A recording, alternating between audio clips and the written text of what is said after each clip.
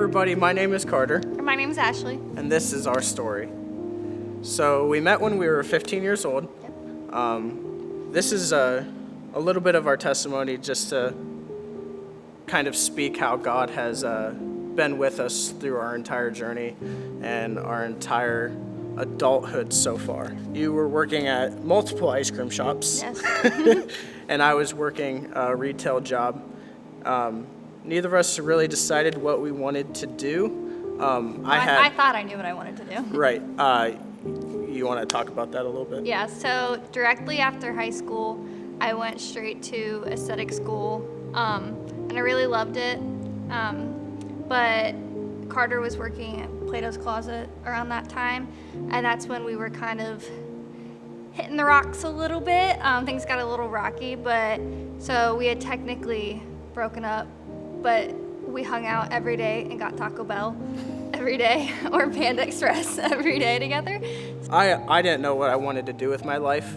At least I had dreams and I had hopes for my life, but they were very big, and I wanted to be a full-time artist somehow. But in my mind, I kept telling myself there's no possible way I will make a living or be able to raise a family off of an artist income. One night when I was in school, you had picked me up from school, or we both somehow ended up at Taco Bell. I just know that. And so we were just sitting in your car talking, and then it turned into talking about like what we're gonna do with our lives, because I was in school, and so I had like a set plan of what I wanted to do, but he had no idea. And it edited, and he was just sitting there crying like, I don't know what to do with my life at all. And I literally was on Google like jobs an artist can go into, and every single one I named, you were like, no, I'm not doing that, no. I started a TikTok account, and I was like, hey, I'm just gonna post my art on here to see what happens. And then one day, you remember one fateful day, that one fateful day. We were on FaceTime. I was watching The Office and eating a bowl of Fruity Pebbles. Yeah. This testimony is the best testimony I think out there. Yeah. And if you think that marriage changes everything, we still watch The Office eating Fruity Pebbles like 100% every night. So. Yes. So I got this idea. Why don't I draw Dwight Schrute from The Office in the style of Fred Flintstone, who's on the cereal box. Cereal box. And so I did that, and I put it on Instagram. I put it on TikTok, and it did amazing. And I liked it. Yeah, I know. I felt this like rush. I continued to do that. I continued to do drawings in different cartoon styles. And before I knew it, I was at 1 million followers. I started my own art business. I was selling merchandise full-time. I was able to quit my job at Plato's when everything opened back up, because I was making more money off of TikTok than I was at my retail job. Happiest I've ever been was when you quit that job. With social media, like you get that like high off of all these followers, and it's so cool, but then you have to like really be grounded and be like, okay, this is working now, but how is this going to work in the future if this goes away? We thought TikTok was getting shut down. We sat in the parking lot of Panda Express almost in tears because we thought we eat a lot of fast food. We thought that TikTok was shutting down completely. The app shut down, but it was just like some glitch. But everyone thought that the government was shutting it down, which still might happen. It still might happen. But so I had this moment where I was like, I got to do something, and luckily that's like right when I started at Woodlawn. Because I started at Woodlawn before the 1 million followers happened, so timeline's a little messed up here. But I started drumming at Woodlawn, and I got a message from Pastor Brian, and he was like, "Hey, I want to talk." And I was like, "Oh, what's this about?" Because I didn't really know anyone from the church yet, and so me and Brian got to talking, and I ended up working for the church, which I never thought would happen. I never thought I would be in ministry.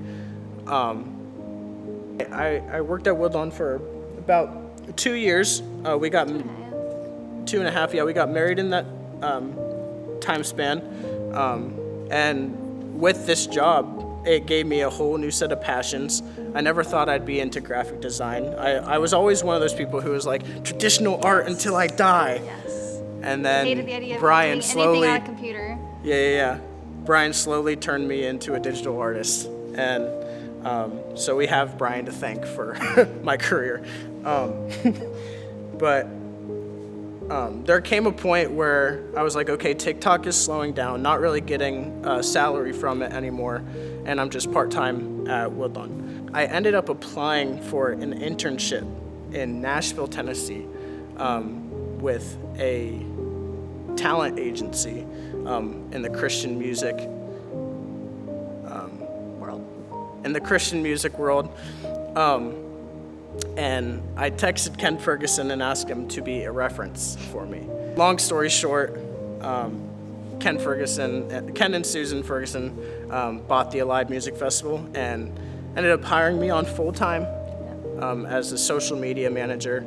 And I would have never said like, oh, working for a music festival is my dream job, but this is actually like my dream job. I'm doing art, music, ministry, every single one of my passions into one place. And I look back on every single step that me and Ashlie went through, and you can just see to a T, God placed us every single step where we needed to be. Needed it. Exactly. Yeah, never struggled. Yeah, God never let us struggle.